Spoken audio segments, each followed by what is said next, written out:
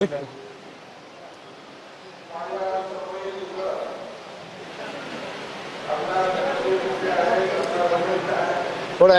पलीकडे व्हा थोडं. सर फ्रेम खराब होईल माझी. थोडं पलीकडे व्हा थोडं. थोडं वरती या ना तुम्ही जरा. अहो थोडा हात पलीकडे घ्या ना.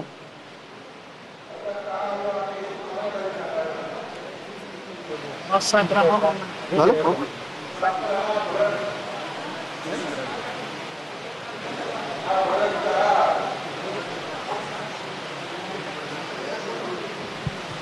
बरं ठीक आहे.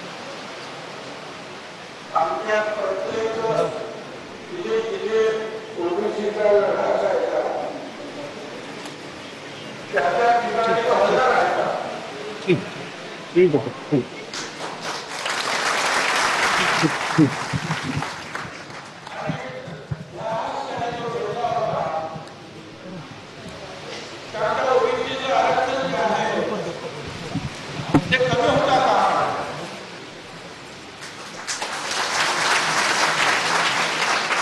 मला तुम्हाला सांगायचं आहे, 60 वर्ष सुरुवातीपासून ज्या वेळेला आपल्याला देश स्वतंत्र झाला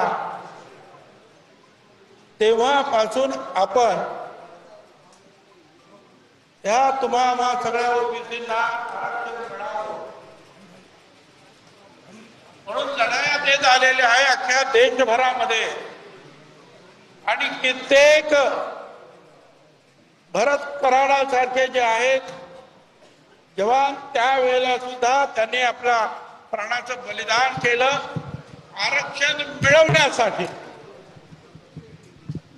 आणि आता आम्ही लढतो आहोत. आणि भरत कराड आत्मबलिदान करतो आहे ते आरक्षण टिकवण्यासाठी की बाबांनो आमचं काय काढून घेऊ.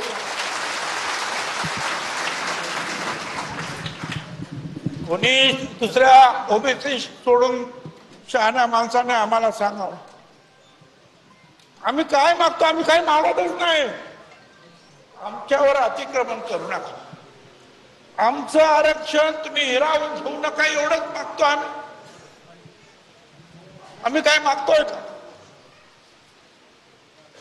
आहे मराठा समाजासाठी सुद्धा जे आहे अगोदर 50% मोकळं आरक्षण होतं आणि 50% आम्ही दलित आदिवासी ओबीसी होतो.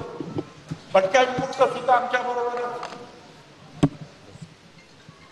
ते नको म्हणाल्यानंतर मग मोदी साहेबांनी ईडब्ल्यूएस आणला. म्हणजे जे गरीब आहे मागास म्हणजे सामाजिक दृष्ट्या मागास नाही पण पैशाला गरीब असतील शिक्षणात गरीब असतील त्यांना 10% आरक्षण दिलं. त्याच्यामध्ये सगळ्यात जास्त 90% जे मराठा समाजाची मुलं त्यांना आणि लोकांना फायदा मिळाला. म्हटलं बरोबर ठीक आहे आमचा विरोध नाही तुम्हाला फायदा मिळाला तुम्ही घ्या.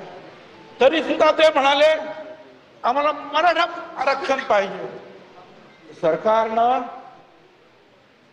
त्यांना मराठा आरक्षण सुद्धा 10% दिलं. आता ते म्हणतात आम्हाला हे मराठा आरक्षण दिलं ईडब्ल्यूएसचे आरक्षण दिलं बाकी काय जे काय दिलं. आता